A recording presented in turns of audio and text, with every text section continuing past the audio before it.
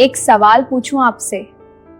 अगर आपके सामने किसी ने आपका नाम पूछा, धर्म पूछा और फिर गोली चला दी।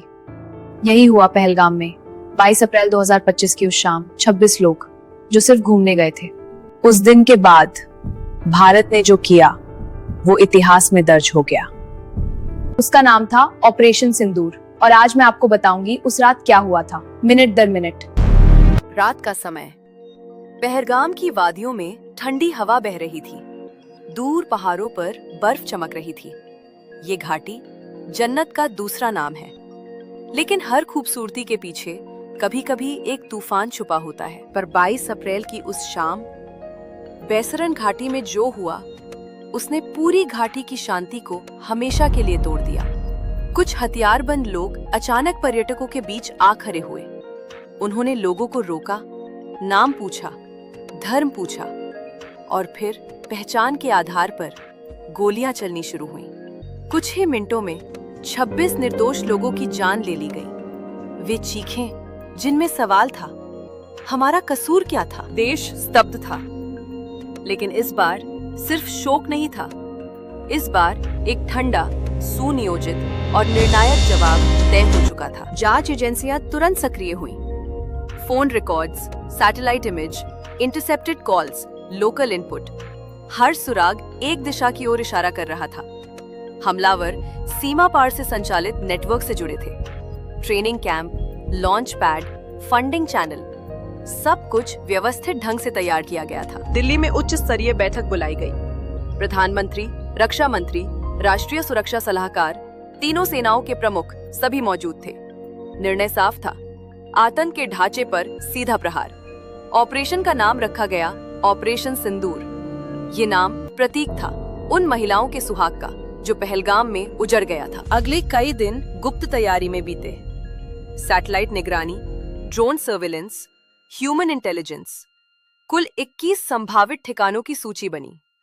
इनमें से 9 सबसे सक्रिय और खतरनाक कैंप चुने गए: मुजफ्फराबाद, कोटली, सियालकोट, मुरीदके और बहावलपुर। यही वे स्थान थे जहां से अतीत में भी बड़े हमलों की साजिशें रची गई थीं।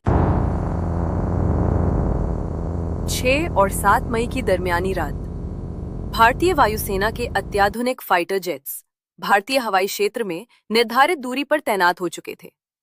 हथियारों में लंबी दूरी की प्रिसीजन गाइडेड मिसाइलें, स्टैंड ऑफ वेपन्स। योजना साफ थी, सीमा पार किए बिना सटीक प्रहार। रात 1 बजे के बाद अंतिम हरी झंडी दी।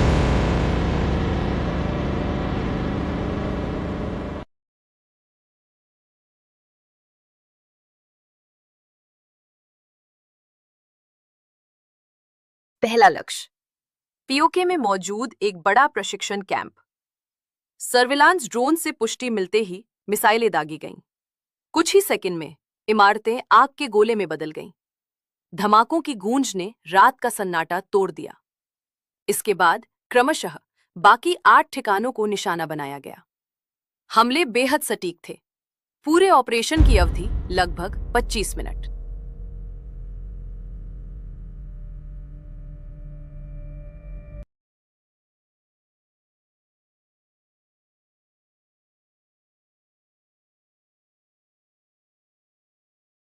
भारत ने स्पष्ट किया, ये कार्रवाई आम जनता के खिलाफ नहीं थी। ये केवल आतंक के बुनियादी ढांचे पर केंद्रित, सीमित और उद्देश्यपूर्ण सैन्य कार्रवाई थी। नई दिल्ली में प्रेस कॉन्फ्रेंस हुई।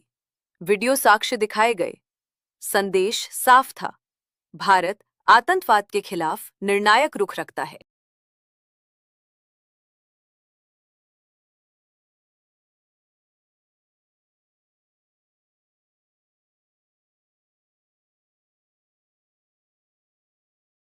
ऑपरेशन के कुछ घंटे बाद ड्रोन गतिविधि बढ़ी।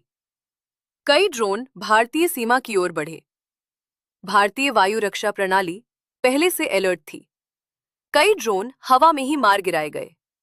सीमा पर फायरिंग की घटनाएं भी बढ़ी। भारत ने संयमित लेकिन सख्त जवाब दिया। इस पूरे घटनाक्रम का सबसे महत्वपूर्ण पहलू था रणनीतिक संयम। न कोई अनावश्यक विस्तार, न कोई भावनात्मक उबाल, सिर्फ ठोस सैन्य गणना।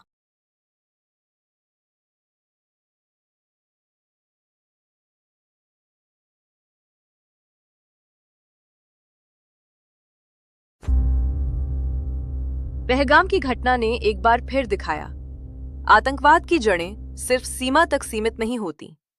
यदि उन जड़ों को नहीं काटा जाए तो वे बार बार नई त्रासदी को जन्म देती हैं। ऑपरेशन सिंदूर सिर्फ एक सैन्य अभियान नहीं था, ये एक संदेश था कि निर्दोषों का खून व्यर्थ नहीं जाएगा।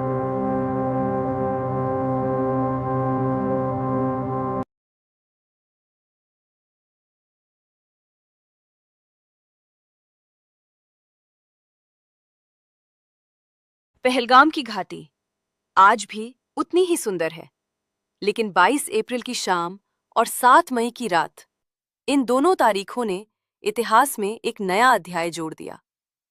पहली तारीख जब इंसानियत को चुनौती दी गई, दूसरी तारीख जब जवाब दिया गया, और आने वाला समय तय करेगा क्या ये जवाब इतिहास की दिशा बदल पाएगा।